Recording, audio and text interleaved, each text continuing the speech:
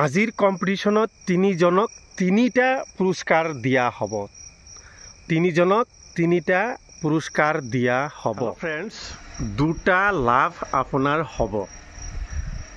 দুটা লাভ কি হ'ব আপোনাক জনাম। আপুনি দিনটো মোবাইলটো চাই থাকে, মোবাইলত কিবা কিবি কৰি থাকে, খুচৰি থাকে, কিন্তু লাভ হ'লে একো নাপায়। কিন্তু দ্য ৰয়েল নিউজৰ লগত আপুনি জইন কৰিলে, দ্য ৰয়েল নিউজৰ কম্পিটিশ্যনত আপুনি ভাগ ল'লে আপোনাৰ দুটা লাভ হ'ব। প্ৰথম লাভটো হ'ল ধুনীয়া আপোনাৰ ভাল লগা এটা প্ৰাইজ আপুনি পাব, গিফ্ট এটা পাব, আৰু আপুনি নজনা এটা তথ্য পাব, আপুনি নজনা এটা ভাল কথা জানিবলৈ পাব। গতিকে এই দুটা লাভ আপুনি কেৱল পাব দ্য ৰয়েল নিউজৰ পেজটো আপুনি ফ'ল' কৰিব, লাইক, কমেণ্ট আৰু ভাল লাগিলে ধুনীয়াকৈ এটা শ্বেয়াৰ কৰিব, যাতে আপোনাৰ দ্বিতীয় এজন বন্ধুৱে এই ৰয়েল নিউজৰ কম্পিটিশ্যনত ভাগ ল'ব পাৰে আৰু ধুনীয়া এটা প্ৰাইজ ল'ব পাৰে। তেওঁ যাতে কম্পিটিশ্যনত অংশগ্ৰহণ কৰিব পাৰে, তাৰ বাবে আপুনি এটা শ্বেয়াৰ কৰিব। হেল্ল' ফ্ৰেণ্ডছ, আসসালামু আলাইকুম, নমস্কাৰ। দ্য ৰয়েল নিউজৰ ফালৰ পৰা মই শহীদুল ইছলাম আপোনালোক সকলোকে স্বাগতম জনাইছোঁ আৰু সকলোকে ধন্যবাদ জনাইছোঁ যিসকল বন্ধু বান্ধৱীসকলে মোৰ ভিডিঅ'টো চাই আছে, বহুতে লাইক কৰিছে, শ্বেয়াৰ কৰিছে, কমেণ্ট কৰিছে, তেওঁলোক সকলোকে ৰয়েল নিউজৰ ফালৰ পৰা অশেষ ধন্যবাদ জনাইছোঁ। আজি দ্য ৰয়েল নিউজৰ কম্পিটিশ্যনৰ থাৰ্ড কম্পিটিশ্যন, 3 নম্বৰ প্ৰতিযোগিতা। থাৰ্ড কম্পিটিশ্যনত কি আছে, কি কোৱেশ্চন আৰু তাৰ পুৰস্কাৰ কি হ'ব সেয়া আপোনালোকক নিশ্চয়কৈ জনাম।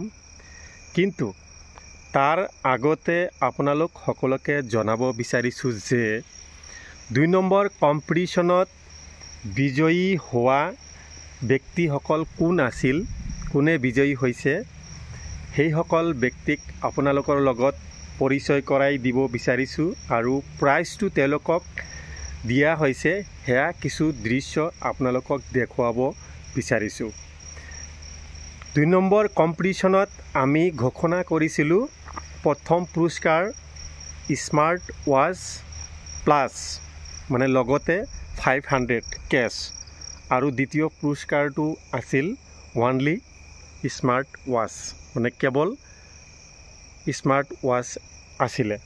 তো সেই প্ৰথম আৰু দ্বিতীয় কোনে পাবলৈ সক্ষম হৈছে আৰু ৰয়েল নিউজৰ ফালৰ পৰা তেওঁলোকক বিজয়ী সাব্যস্ত কৰি তেওঁলোকক ইতিমধ্যে পুৰস্কাৰ দিয়া হৈছে, সেয়া দৃশ্য আপোনালোকক দেখুৱাম।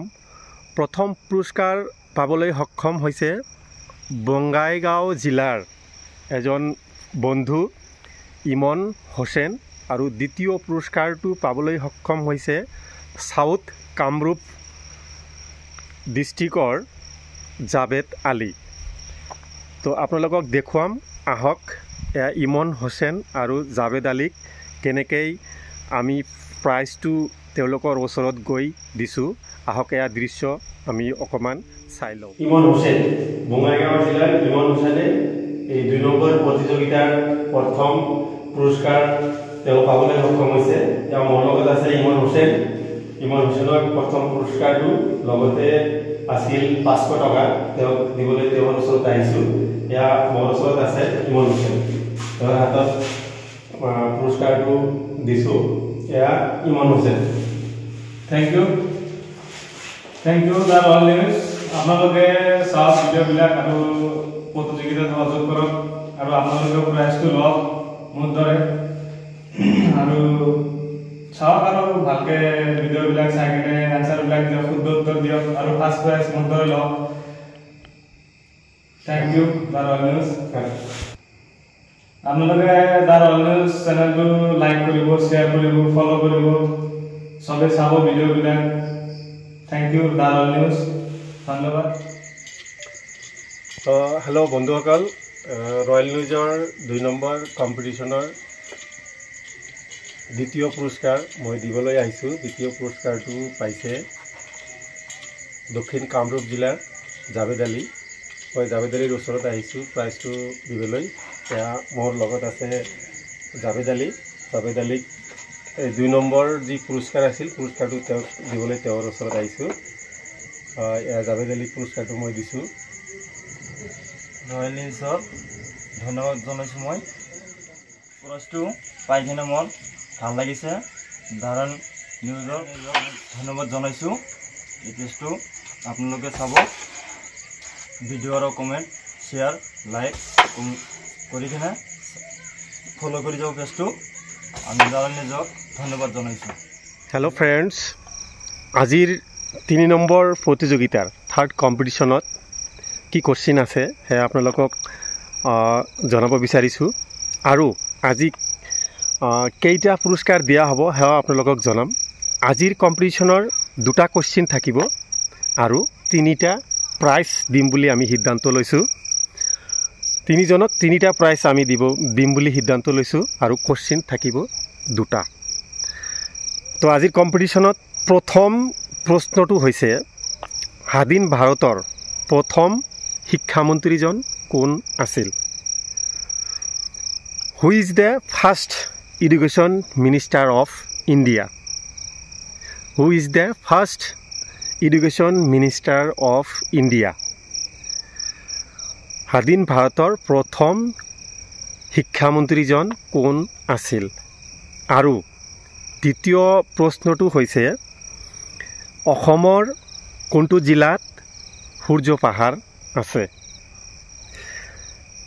The Surya Pahar is located in which district of Assam the Surya Pahar is located in which district of Assam Surya Pahar অসমৰ কোনখন জিলাত আছে এই 2টা প্ৰশ্নৰ উত্তৰ আপোনালোকে শুদ্ধকৈ আমালৈ লিখিব আৰু এইবাৰৰ 3জন ব্যক্তিক আমি প্ৰাইজ দিবলৈ সিদ্ধান্ত লৈছোঁ 3টা প্ৰাইজ দিম বুলি সিদ্ধান্ত লৈছোঁ যিমান কেইটা শুদ্ধ কমেণ্ট আমালৈ আহিব প্ৰশ্ন দুটাৰ উত্তৰ আমালৈ শুদ্ধকৈ লিখিব তাৰ পৰা বাছনি কৰি 3জন ব্যক্তিক 3টা প্ৰাইজ আমি দিম বুলি সিদ্ধান্ত লৈছোঁ ঘোষণা কৰিছোঁ 3টা প্ৰাইজ থাকিব স্মাৰ্ট ৱাচ 3জন ব্যক্তিক 3টা স্মাৰ্ট ৱাচ দিয়া হ'ব গতিকে আপোনালোকে উত্তৰটো ভালকৈ লিখিব আমালৈ যাতে আপুনিও প্ৰাইজটো পাবলৈ সক্ষম হয় আৰু দ্য ৰয়েল নিউজ পেজটো আপোনালোক সকলোৱে ফলো কৰি দিব লাইক কমেণ্ট আৰু শ্বেয়াৰ এটা কৰি দিব যাতে এই ৰয়েল নিউজৰ কম্পিটিশ্যনত আপোনাৰ বন্ধু এজনেও ভাগ ল'ব পাৰে তেওঁ যাতে এটা প্ৰাইজ ল'ব পাৰে গতিকে আপুনি শ্বেয়াৰ এটা কৰি দিব সৰ্বশেষত সকলোকে ধন্যবাদ জনাইছোঁ জয় অসম ধন্যবাদ